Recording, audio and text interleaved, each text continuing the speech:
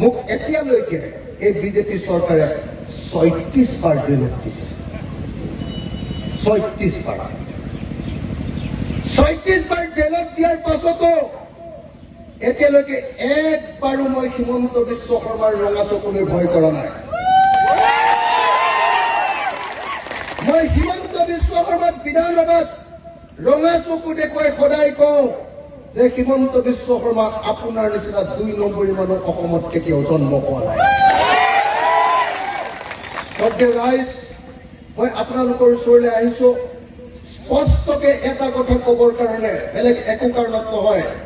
২০২৬ চনত অসমৰ পৰা বিজেপি চৰকাৰখনক খেদিব লাগে।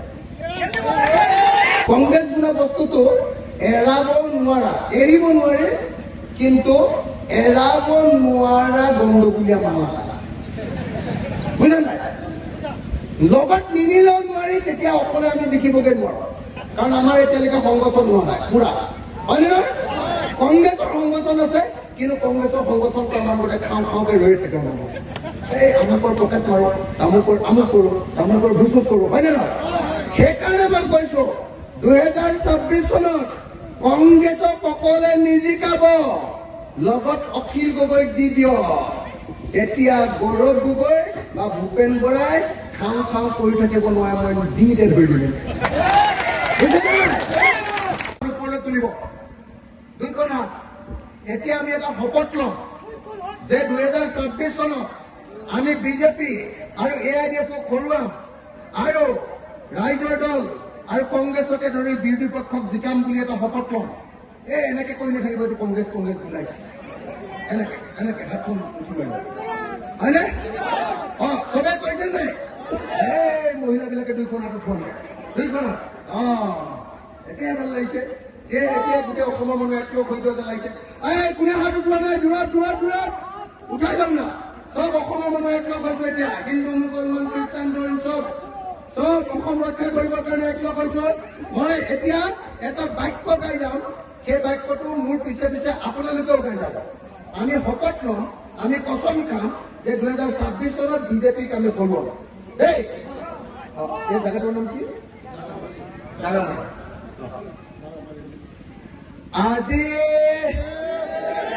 নগাঁও জিলাৰ ভিং সমষ্টিৰ গাৰামাৰী বজাৰত হোৱা বিশাল গণসমাৱেশত আমি সংকল্প লওঁ, শপত খাওঁ, কচম খাওঁ যে আমি ২০২৬ চনত সাম্প্ৰদায়িক দল বিজেপি আৰু সাম্প্ৰদায়িক দল AIDF-ক ভোট নিদিওঁ।